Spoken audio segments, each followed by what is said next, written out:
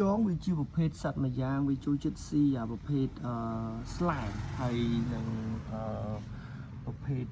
នេះគេហៅថា decaying materials វាជារបស់ដែលវារលួយមានតែខ្យងវាចូលចិត្តស៊ីយើងឃើញនៅកូនវាធំហើយវាចាប់ដើមស៊ីចេកវាមានសារធាតុប៉ូតាស្យូមច្រើនសម្រាប់បងប្អូនណាអត់ដឹងថាមូលហេតុអីបានជាយើងដាំដំណាំខ្លះវាអត់មានផ្លែសាក់លបងប្រើប្រភេទប៉ូតាស្យូមហើយនិង phosphorus មានន័យថាសារធាតុឆ្អឹង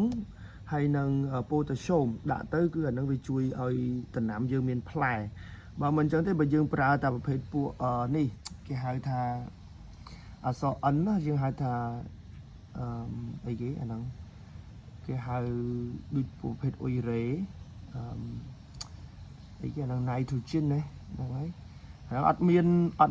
នតែពណ៌បៃតងទេវាអត់មានផ្លែទេអញ្ចឹងខ្ញុំឃើញបងប្អូនខ្លះគាត់ឆ្ងល់ថាមិនអត់មានផ្លែយើងសាកដាក់ប្រភេទប៉ូតាស្យូមហើយបន្ថែម phosphorus ដើម្បីឲ្យអាតងវានឹងឡើងរឹងមាំណាខ្ញុំគិតថាសាកល្បងសិនទៅអានេះវាស៊ីនឹងហើយប្រភេទដូចស្ពៃខ្ញុំសអីចឹងទៅវាចាប់ដើមនីប៉ូវាច្បិចណាវាច្បិចស៊ីប្រភេទខ្យងហ្នឹងនេះអានេះគឺអាតសក់ណាដែលយើងញ៉ាំសទៅយើងអត់ញ៉ាំវាប្រមូលកូនចៅវាយកមកស៊ីបើចំពោះខ្យងវិញអាប្រភេទកាល់ស្យូមគឺសំខាន់ដោយសារតែវាត្រូវការពង្រឹងនៅអាសម្បកវាអញ្ចឹងត្រូវការ